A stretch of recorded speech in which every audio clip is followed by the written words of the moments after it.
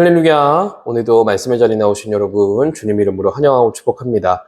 오늘 우리가 함께 묵상할 하나님 말씀은 이사야 41장 10절에서 14절까지 말씀입니다.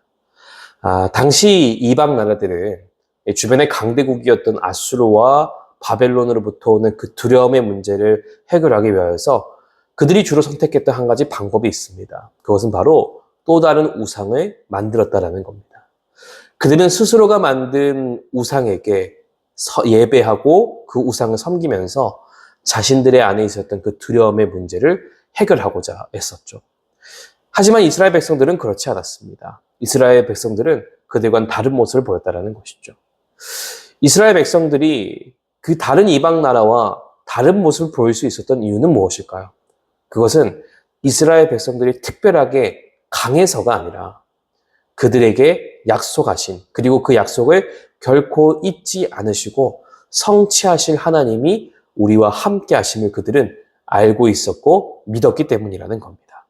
그렇게 그들은 두려움의 문제 앞에서도 다른 이방 나라와 다른 모습을 보일 수 있었다는 것이죠.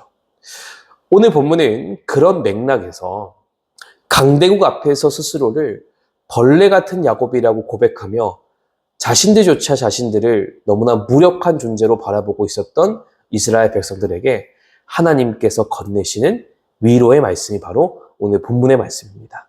우리 함께 말씀을 살펴보면서 하나님께서 그 무력하다라고 생각하고 있던 그들을 어떻게 위로하시고 그들에게 어떤 말씀을 전하고 계시는지를 함께 나누면서 이 말씀의 은혜가 우리 마음 가운데에도 또 분명하게 새겨지는 은혜가 있기를 간절히 소망합니다. 먼저 10절 말씀 보겠습니다. 10절 말씀에 보면 하나님께서 이렇게 말씀하고 계심을 볼 수 있습니다. 두려워하지 말라. 내가 너와 함께함이라. 놀라지 말라. 나는 내 하나님이 됨이라. 내가 너를 굳세게 하리라. 참으로 너를 도와주리라. 참으로 나의 의로운 오른손으로 너를 붙들리라. 이스라엘의 두려움은 고립감과 무력함이었습니다. 그런데 하나님께서는 그들의 그 두려움의 문제를 외면하지 않으시고 오히려 정면으로 다루시고 계시다는 것이에요. 하나님은 그래서 이스라엘 백성들에게 5가지 약속을 보여주고 계십니다. 함께 하심, 소유하심, 강하게 하심, 도우심, 붙드심. 이 5가지 약속을 그들에게 연속적으로 보여주고 계시다는 거예요. 하나님께서 이것을 통해서 그들에게 전하고자 하는 것이 무엇일까요? 그것은 바로 내가 너희와 여전히 함께하고 있다는 관계적 확신을 그들에게 다시 선포하고 계시다라는 겁니다. 우리도 삶 가운데 때로는 홀로 서 있는 것과 같은 두려움과 걱정을 느낄 때가 있습니다. 정말로 내 인생이 밑바닥 가운데 있는 것처럼 느껴지는 삶의 순간도 있을 수 있다는 것이죠. 그런데 오늘 본문의 말씀에서 말하고 있는 것이 무엇입니까? 그 밑바닥 가운데 있는 두려운 상황 가운데에서 우리가 기억해야 될 것은 하나님이 나와 언제나 함께 하신다는 사실. 그 사실을 잊어버리지 않는 것이야말로 정말로 우리가 기억해야 될 믿음이다라는 것을 이야기하고 있는 것이죠. 이어지는 11절과 12절의 말씀에서는 이스라엘에 대적하는 자들의 운명이 선포되고 있음을 볼 수가 있습니다. 주님은 그들이 지금은 거대하고 위협적으로 보이는 원수들이지만 하나님의 시간표 안에서는 흔적조차 남지 않을 자들이다라는 것을 말씀하고 계시는 것. 여기서 우리가 분명해야 될 것이 한 가지 있습니다. 그것이 무엇이냐면은 주님께서 말씀하시기를 우리에게 원수나 대적이 없다라고 말씀하고 계시지 않다라는 거예요. 우리의 삶 가운데도 나를 괴롭히고 힘들게 하는 원수와 대적이 있을 수 있다라는 겁니다. 그러나 우리가 기억해야 될 것은 무엇이냐면은 우리에게는 그 대적을 심판하시는 하나님이 언제나 함께하고 계시다라는 것을 잊어서는 안 된다는 거예요. 그분의 주권과 보호하심이 나와 함께하기 때문에 어떠한 원수든 어떠한 대적이든 아무리 큰 권세자를 가진 자라 한다 할지라도 그 모든 것을 심판하시고 이기시는 하나님이 나와 함께 하시기 때문에 우리는 안전할 수 있다는 것을 기억해야 된다는 것이에요.